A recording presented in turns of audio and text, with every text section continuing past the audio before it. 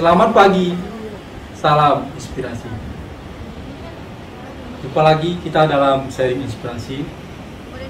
Kali ini kita coba menginspirasi orang-orang yang akan memasuki masa pensiun, ya.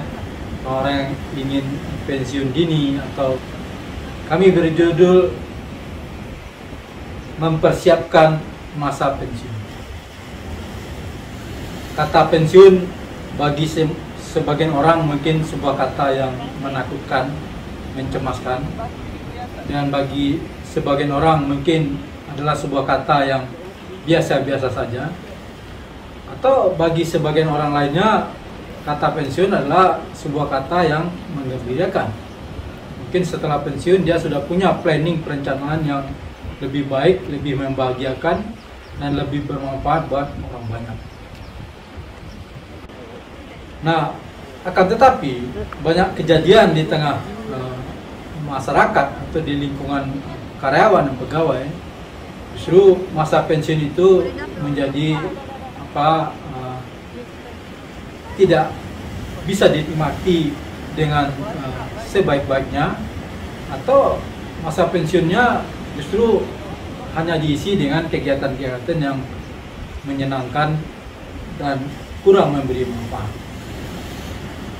Nah, khusus mengenai pensiun dini, ya, orang-orang yang mengambil pensiun dini yang diistilahkan dengan istilah kerennya dalam perusahaan adalah golden second. Nah, berdasarkan data kami yang pernah menjadi pengurus serikat karyawan, itu 95% mengalami kegagalan. Apa sebabnya gagal? Ya, menurut kami, analisa kami, banyak faktor. Faktor pertama adalah kesiapan mental. Mental dari seorang pegawai yang apapun yang terjadi, setiap tanggal muda, setiap tanggal 1 terima gaji. Dengan begitu setelah pensiun dini mereka jadi pengusaha, jadi apapun, jadi petani atau jadi apapun, lalu penghasilannya ditentukan dari apa yang mereka kerjakan, bukan lagi seperti pegawai. Lalu yang kedua mungkin kesiapan pola pikir, ya, pola pikir yang selama ini hanya dilayani, ya bekerja dilayani oleh staf atau orang-orang lain, lalu sekarang menjadi harus melayani, harus membangun networking, harus meningkatkan kepedulian, harus memperbaiki cara komunikasi dan lain sebagainya. Oleh karena itu kami coba berbagi tips tentang tips mempersiapkan masa pensiun. Yang pertama yang harus dipersiapkan adalah kesiapan mental. Ya, kesiapan mental mungkin selama ini kita dihormati, ya, terutama di lingkungan kantor ada staf yang wajib menghormati, ya, atau satpam atau cleaning service dan siapapun. Lalu begitu pensiun tinggal di rumah, ya mungkin tidak ada lagi orang yang menghormati. Akhirnya post power syndrome. Itu yang harus dipersiapkan dan jangan dipedulikan, karena kehormatan dan kemuliaan itu datangnya dari sikap dan perbuatan kita. Kalau kehormatan dan penghargaan orang lain yang ketika kita menjabat itu adalah karena keterpaksaan atau karena aturan, maka kehormatan dan kemuliaan yang paling hakiki adalah akan datang dari sikap dan perbuatan kita serta ucapan kita yang baik. Itu yang menjadi catatan pentingnya. Lalu yang kedua yang harus dipersiapkan adalah pola pikir. Pola pikir yang selama ini kita menjadi pegawai, menjadi karyawan, ya, yang setiap hari berangkat ke kantor, lalu kerja nggak kerja, berprestasi nggak berprestasi, berkontribusi dan nggak berkontribusi, akan selalu menghasilkan uang untuk bisa menghidupi kehidupan kita. Lalu jadi berubah dengan pola pikir pendapatan itu akan berkurang, ya, mungkin tidak cukup lagi untuk membiayai kehidupan yang selama ini kita lakukan. Nah, itu harus dipersiapkan pola pikir kita. Lalu yang ketiga yang harus juga dipersiapkan adalah jangan fokus mencari penghasilan tambahan sehingga menyamai gaji waktu kita bekerja. Tapi fokuslah untuk mengefisienkan pos-pos tertentu, ya. Kalau selama ini punya kendaraan 2, mungkin dikurangi tinggal 1, atau kalau tidak perlu kendaraan lagi, mungkin cukup tidak perlu lagi punya kendaraan sehingga tidak harus bayar pajak, ya. Cukup pakai Grab, pakai Gojek atau apapun, dan pos-pos lain yang tidak diperlukan itu dikurangi.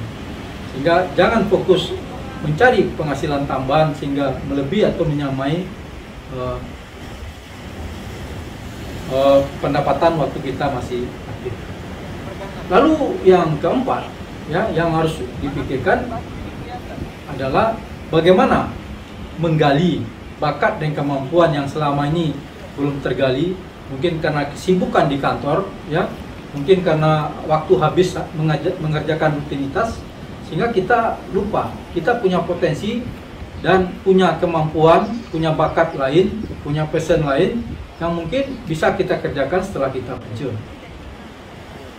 Lalu yang kelima yang harus dipikirkan adalah masa pensiun harusnya juga berpikir bagaimana juga mempersiapkan masa akhirat kelak, sehingga akan lebih baik, ya, masa pensiun itu kita isi dengan kegiatan-kegiatan yang menghasilkan pahala, yang bermanfaat buat alam semesta, ya, dan jangan terlalu fokus kepada pendapatan, karena yakin rezeki datangnya dari Allah.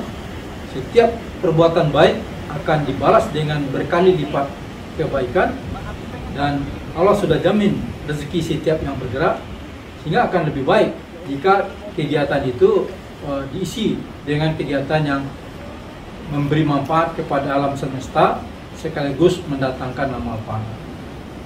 Lalu yang berikutnya yang perlu juga dilakukan adalah masa persiapan untuk masa pensiun itu dilakukan minimal 5 tahun sebelum pensiun. Ya, jangan waktunya sudah mepet, ya, setahun 2 tahun baru mempersiapkan diri. Di 5 tahun akan pensiun, ya, kita sudah harus mempersiapkan apa yang kita lakukan setelah kita pensiun. Lalu berikutnya yang tidak kalah pentingnya adalah upayakan, ya, selama kita berkarir dan selama kita bekerja, kita tidak meninggalkan masalah. Apakah itu masalah yang tersangkut dengan hukum atau masalah apapun.